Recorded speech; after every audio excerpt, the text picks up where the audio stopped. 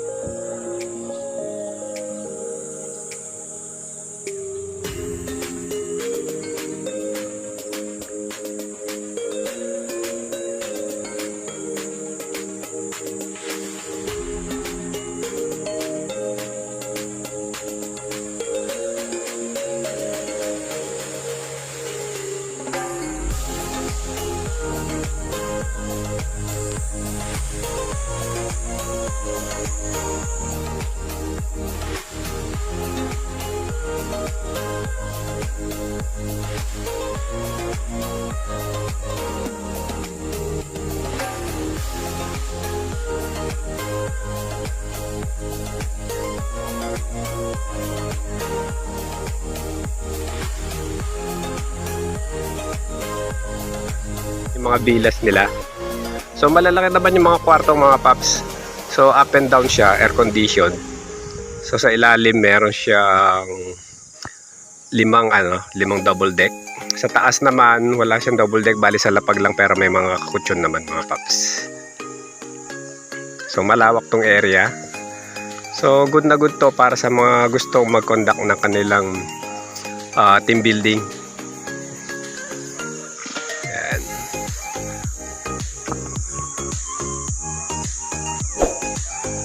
So yung sky bicycle nila papap, ayan na, taas.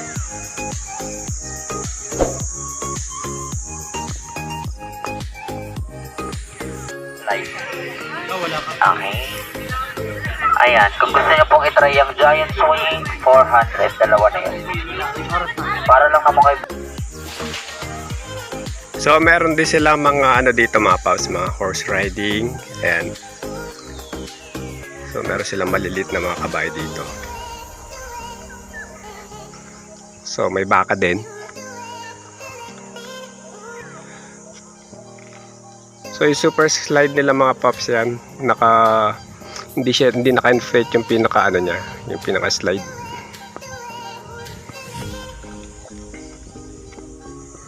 So yung ibang mga rides dito, meron silang go-kart doon. Plus yung sky bicycle tsaka yung zipline. Then sa pinakataas naman doon mga paps, merong hanging bridge plus yung fishing area nila.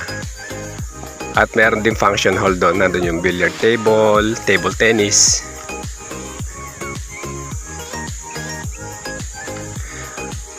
So kung tinatamad ka namang umakyat doon sa taas, so meron naman nag-iikot na jeep dito na walang bayad, na pwede ka nilang dalhin sa pinaka tuktok nun.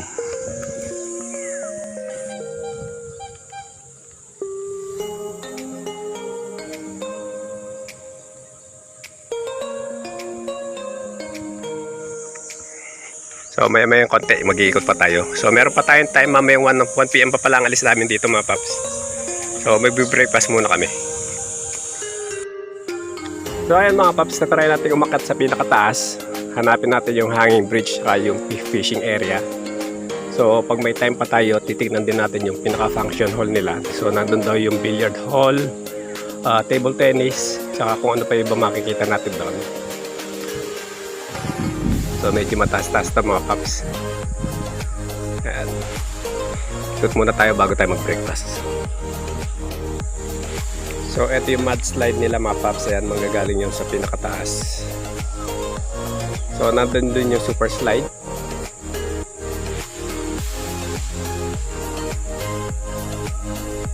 So ayan. So sa area na yan mga paps, nandun yung mga swimming pool plus yung basketball court. So mamaya kasama yan sa iikutan natin. So ito pala yung sinasabi kong mga jeep mga paps na umiikot. So free po yan kung gusto nyo makarating sa taas. Kung gusto nyo mag-ikot yan. So ayan mga paps, malapit na tayo sa taas. So medyo hinihingal na ako. So ayan, malapit na tayo sa fishing area at hanging bridge.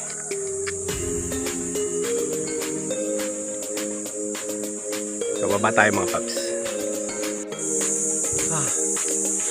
So galing tayo doon sa baba mga paps. Medyo hinihingal na ako. Punang tayo sa exercise.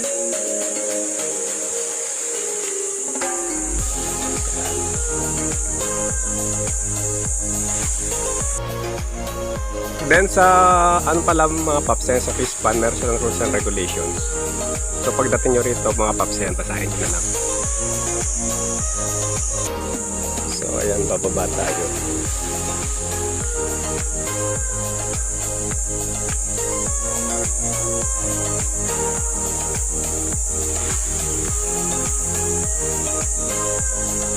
So ayan yung hanging bridge.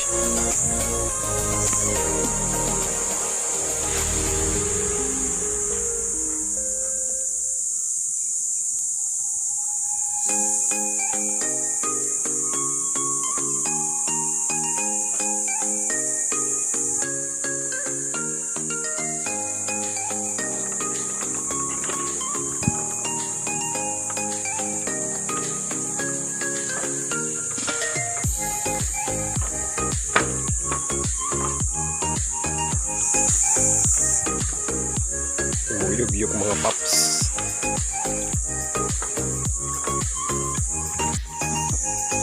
Then ito na yung pinaka fishing area nila mga paps. Ayan. So open lang tong fishing area from 11 AM to 5 PM. Then yung mahuhuling mga isda, so kikiluhin nila mga paps tapos babayaran. Then kung gusto naman lutuin, pwedeng lutuin din sa barbecue area, libre naman yung huling. Pero if ipapaluto sa kitchen, meron pong bayad na 20 pesos. Ayan.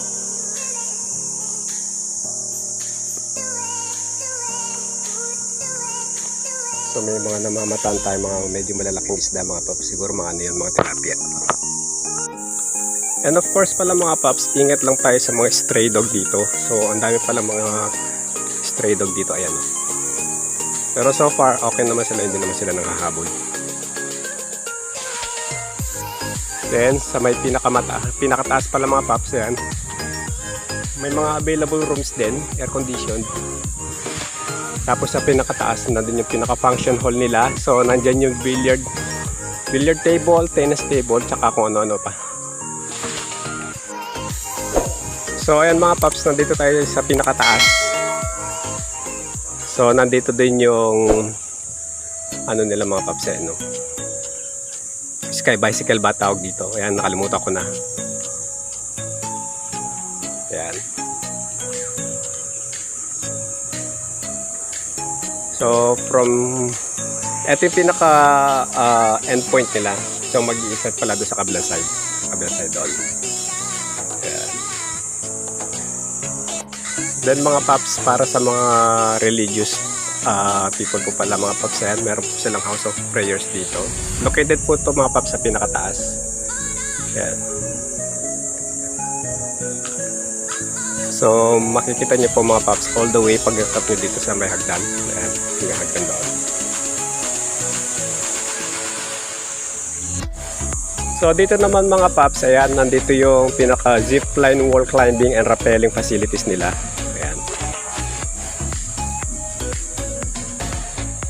So from here, mag-start ka dito mga paps, all the way doon sa kabilang side. So medyo mahaba-haba dito. So kung gusto niyo matry yung mga yan, siyempre magdadagdag kayo ng additional budget.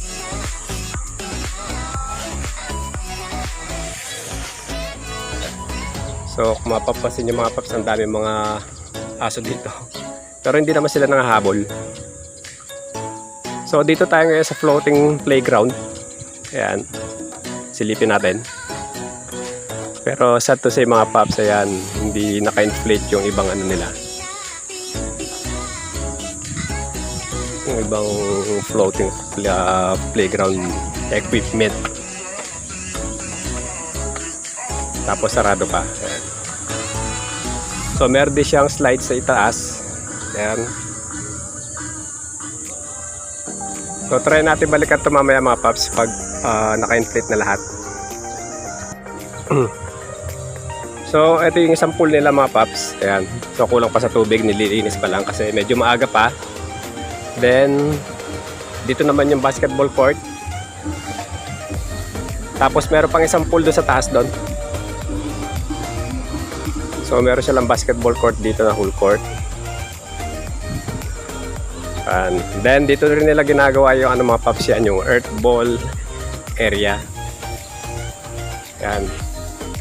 So tinanggalan nila ng hangin yung bola mga paps.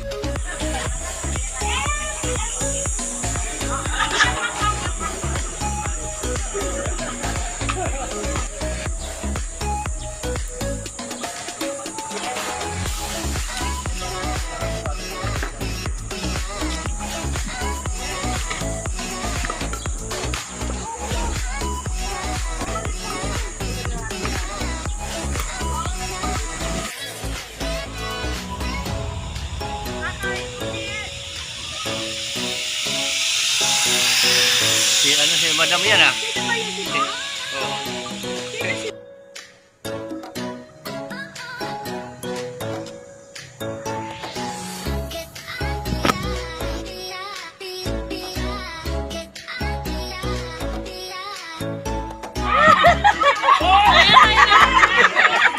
Oo.